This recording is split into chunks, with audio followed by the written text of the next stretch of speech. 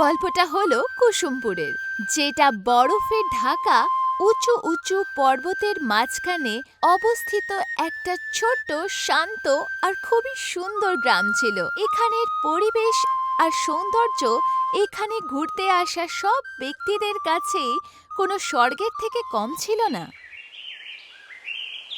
বাহ ইয়ার, এই গ্রামটা কত সুন্দর। হ্যাঁ, সুন্দর তো নিশ্চয়ই, কিন্তু এই জায়গাটা শুধু 1-2 দিনের জন্যই ঠিক আছে। রোজকার রোজ বরফের ঠান্ডা কে সহ্য করবে? সিয়া একদম ঠিক বলেছিল। আসল ব্যাপার এইটা যে কুসুমপুর কোনো সাধারণ গ্রাম ছিল না। এখানে সালের 12 মাস শুধু ঠান্ডাই থাকতো, আর প্রত্যেক 5 বছরে এই ঠান্ডা আরো বেড়ে যেত। এই কারণে কুসুমপুরের অবস্থা দিনকে দিন খারাপ হচ্ছিল, আর এই স্থিতিকে বদলাতে যাচ্ছিল মনীষ, যে গ্রামের এক পরিশ্রমী আর প্রতিভাবান বিজ্ঞানী ছিল। উফ, এই ঠান্ডা কি যে করি এখন। আরে কিচ্ছু করতে পারবি না তুই ভাই, জানিস তো আমাদের গ্রামে 12 মাস 1 বছর ঠান্ডাই থাকে। তুই যাই করিস না কেন, কিন্তু এখানে কিচ্ছু পাল্টাবে না।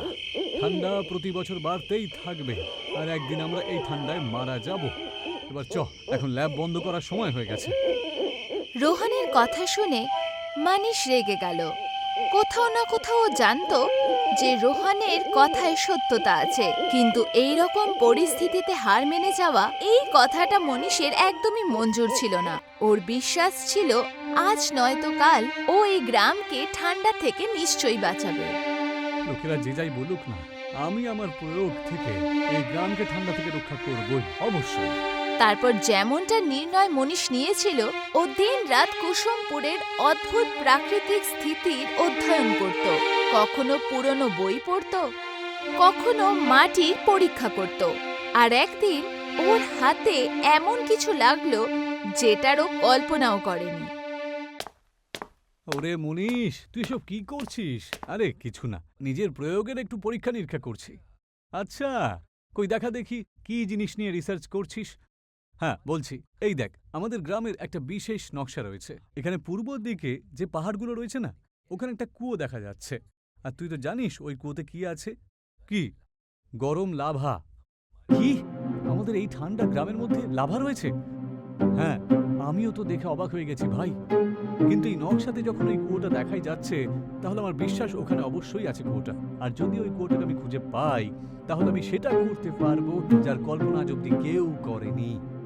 আর যদি দরকার পড়ে তোর এই পরীক্ষা নিরীক্ষায় আমি তোকে সাহায্য করবই। গরম লাভাতে ভরা সেই গুপ্ত কুয়োর ব্যাপারে শুনে রোহান অবাকও ছিল আর খুশিও। এখনো অবধি ও মনীষের কথায় পুরোপুরি বিশ্বাস করেনি, কিন্তু লাভার কুয়ার ব্যাপারে জেনে ও পুরো বিশ্বাস করল যে মনীষ একদিন গ্রামের ভবিষ্যৎ বদলেই ছাড়বে। এখন রোহানও ওর প্রত্যেক পদক্ষেপে ওকে সাথ দেওয়ার জন্য তৈরি ছিল। পরের দিনই ওরা দুজনে সেই রহস্যময় কুয়োর খোঁজে বেরিয়ে পড়ল। মনীষ ল্যাব থেকে কিছু বিশেষ উপকরণ আর তাপমাত্রা মাপার কিছু গ্যাজেটস তৈরি করেছিল, আর রোহান রাস্তার জন্য কিছু জরুরি জিনিস নিয়েছিল। সকালের হালকা রোদে ওরা পাহাড়ের দিকে চলতে লাগলো। ঘন জঙ্গল আর পিছলানো বরফ আর তীব্র ঠান্ডা প্রত্যেক মোড়ে কোনো না কোনো বাধা ওদের অপেক্ষা করছিল।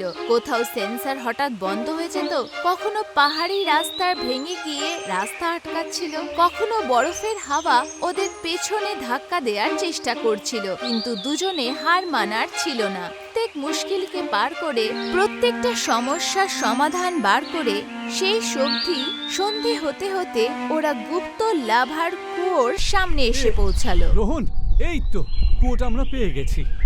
বাহ, এটাই তো চাইছিলাম। গ্রামের ঠান্ডায় জুড়ে সমস্যা, আসল সমাধান ওদের হাতে ছিল। কিন্তু এই জয় এত সোজা ছিল না। ঘন জঙ্গলের ঘন্টা ঘন্টা ঘোরা, ছুচালো পাথর দিয়ে রাস্তা কাটা, পাহাড়ি হাওয়ার মার সহ্য করা, প্রত্যেক পদক্ষেপে ওদের মনে হলো যেন প্রকৃতি ওদের ধৈর্যের পরীক্ষা নিচ্ছে। কিন্তু দুজনে প্রত্যেক পরিস্থিতির সামনা করে নিজেদের কাজ করলো। রোহন, আমরা লাভা ট্যাঙ্কারে ভরে নিয়ে এসে এখানে তো চলে এলাম। এবার তোকে একটা গুরুত্বপূর্ণ কাজ করতে হবে ভাই। হ্যাঁ বল না। তোকে এই জমা করা লাভাগুলোকে ছোট ছোট কিউবে পাল্টাতে হবে, আর তারপরে 500টা কিউবকে একসাথে জড়ো করতে হবে, আর এরকম 1000টা বানালেই হয়ে যাবে। আর সেগুলোকে মাইক্রো ফ্যাব্রিকে একবার লাগিয়ে দিলেই একটা কোল্ড অ্যান্ড হিট কন্ট্রোল কম্বল বানিয়ে ফেলবো, যেটা দিয়ে গ্রামের লোকজন প্রতিদিন ব্যবহার করতে পারবে। বাহ বাহ মনীষ, লাভার কিউব দিয়ে তৈরি কম্বল, এই ব্যাপারে আজ অব্দি কেউ কখনো শোনেনি ভাই। হ্যাঁ রে, দেখ ভাই, তোর এই প্রয়োগ অবশ্যই সফল হবে। মনীষের কথা শুনে রোহান খুব চমকে গেল। এরকম অদ্ভুত বিচার ও কখনো ভাবেনি, কিন্তু মনীষের দূরদর্শিতার কারণে এখন এটা সম্ভব হতে চলেছে। রোহান কোনো কথা না বলে পুরো দায়িত্ব নিয়ে নিয়েছিল। ও নিজের কলেজের কিছু নতুন ছাত্রদের টিম বানিয়ে কাজ শুরু করে দিল। ওদিকে মনীষ বাকি টেকনোলজি প্রক্রিয়ায় মন দিচ্ছিল। অনেক মাসের পরিশ্রমের পর কোল্ড অ্যান্ড হিট কন্ট্রোল কম্বল তৈরি হলো, আর দুজনে তৎক্ষণাৎ গ্রামবাসীদের দিয়ে দিল।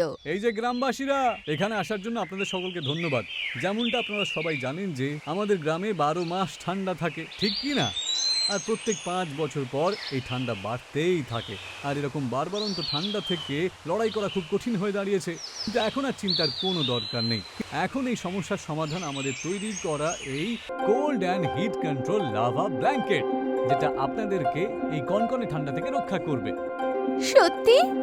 মনীষের এই অদ্ভুত আবিষ্কারকে দেখে গ্রামের লোকেরা অবাক হয়ে গেল। কিন্তু যখন ওরা এই কম্বলটা ব্যবহার করলো, যেন কোনো জাদু হয়ে গেল। গ্রামের লোকের ঠান্ডা অনেকটা সমাধান হলো, ওদের স্বাস্থ্য ভালো হতে লাগলো, আর জীবন আবার সাধারণ হয়ে গেল। বাহ মনীষ, বাহ, না বলে পারছি না। শেষমেশ তুই তোর গ্রামকে ঠান্ডা থেকে রক্ষা করেই ছাড়লি। কিন্তু এটা তুই যদি সাহায্য না করতিস তাহলে সম্ভব হতো না। আরে বন্ধু তো এই কাজের জন্যই থাকে রে। তবে একটা খুশির খবর রয়েছে, আজকেই প্রফেসরের কল এসেছিল, জানিস তো? উনি বললেন যে সরকারের তরফ থেকে তোকে নাকি এই প্রয়োগের সফলতার জন্য পুরস্কার দিতে চলেছে, আর খুব শিগগির এই টেকনিকটাকে সারা বিশ্বে ফেমাস করা হবে। সত্যি ভাই, আমি এটা কখনো ভাবিনি। এ তো কোনো স্বপ্নের মতো রে। ওরে স্বপ্ন নয়, এটাই হলো সত্য, তোর পরিশ্রম আর তোর জেদের সত্য, বুঝলি? রোহনের কথা শুনে মনীষ খুশিতে ভরে উঠল। ও কখনো কল্পনাও করেনি যে ওর এই প্রয়োগ শুধু সফলই হবে না, বরঞ্চ বড় বড় লোকেরা তার প্রশংসাও করবে। এখন মনীষের আত্মবিশ্বাস প্রথমের থেকেও আরো অনেক মজবুত ছিল। ও আগামী জীবনের উচ্চতা ছোঁয়ার জন্য তৈরি ছিল। শেষ অবধি মনীষের এই প্রয়োগ সফল হলো। ওর পরিশ্রমের আসল ফল পেল। এটাই তো হয় সত্য মন আর নিষ্ঠার সাথে করা পরিশ্রমের পরিণাম।